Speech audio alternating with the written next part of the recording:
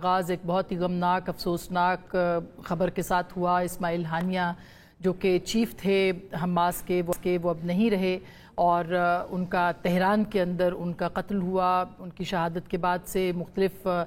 جو غم اور غصہ ہے مسلم امہ کے اندر وہ تو ہے ہی ہے، اور اس کے ساتھ ساتھ ظاہر ہے کہ اسماعیل ہانیہ ایک بہت بڑی آواز، ایک بڑی مضبوط آواز تھے فلسطین کی اور فلسطین کی ریاست کے لیے۔ ان کا جو کردار ہے، ان کا جو کام ہے، ان کی جو قربانیاں ہیں وہ کبھی رائے گاں تو نہیں جائیں گی، لیکن وہ قابل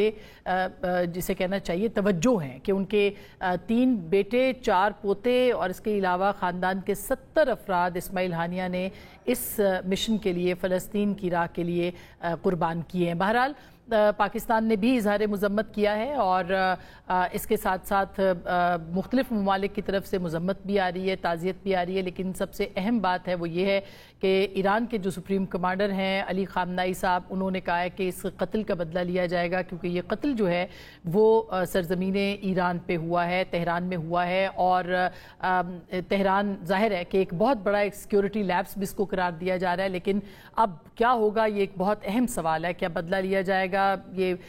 آگ ظاہر ہے کہ اور پھیلے گی، اور اب ایک تھوڑی سی بات ہو رہی تھی کہ اس پہ تھوڑا پانی ڈالا جائے گا، تھوڑا سا مفاہمت کی طرف بڑھا جائے گا، کوششیں کی جا رہی تھی۔ دوسری جانب امریکہ نے یہ کہا ہے کہ اس کے پیچھے ہمارا کوئی ہاتھ نہیں ہے، تاہم جو وزیر دفاع ہیں ان کے وہ یہ کہتے ہیں کہ اگر اسرائیل پہ اٹیک ہوا تو ہم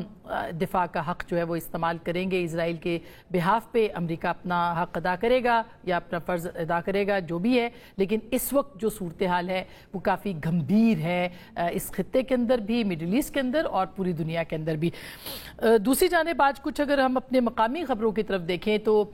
جو بل تھا جو کہ الیکشن ایکٹ ترمیمی بل، جس کے اوپر کہا جا رہا ہے کہ یہ پاکستان کی سپریم کورٹ کا جو فیصلہ تھا مخصوص نشستوں کا اس کے لیے بنایا گیا ہے، اس کے اوپر بھی آج قائمہ کمیٹی نے اس کی منظوری دے دی، یعنی ایک اب آخری مرحلہ رہ جائے گا اور آئیز اور نوز کے بعد یہ قانون بن جائے گا۔ کہا یہ جا رہا ہے کہ مخصوص نشستوں کا جو بل ہے یہ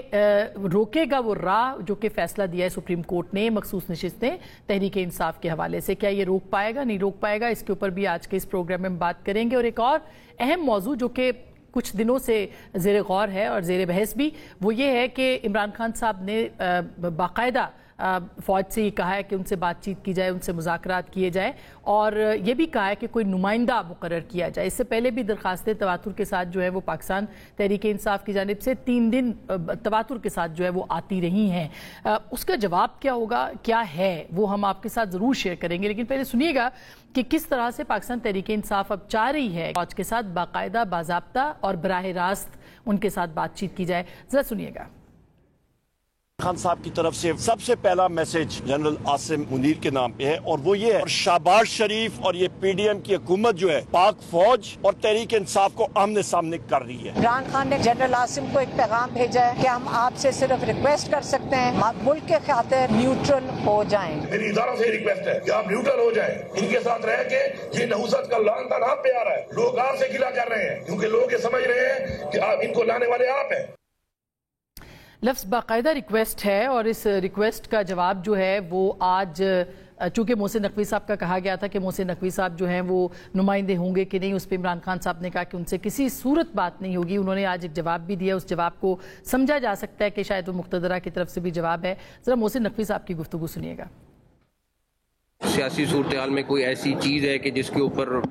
لوگوں کو پریشانی کی ضرورت ہے؟ گورنمنٹ سٹیبل ہے اور اللہ تعالیٰ نجات، بالکل جس طریقے سے ساری ٹیم کام کر رہی ہے، پرائم منسٹر کام کر رہے ہیں، ہم اسی طرح انشاءاللہ تعالیٰ کام کریں گے۔ پی ٹی آئی آپ کا نام لے کر کہتے ہیں کہ ان سے مذاکرات، ان سے کوئی کسی قسم کی بات نہیں، کس حوالے سے کہا؟ یہ تو اللہ کو پتہ کس سے مذاکرات کریں گے، کس سے نہیں۔ یہ تو اللہ کو پتہ ہے کہ کس سے مذاکرات ہوں گے اور کس سے نہیں ہوں گے، اور ساتھ میں یہ بھی کہا ہے کہ حکومت سٹیبل ہے، سٹیبل رہے گی۔ محسن نقوی صاحب آزاد سینیٹر ہیں۔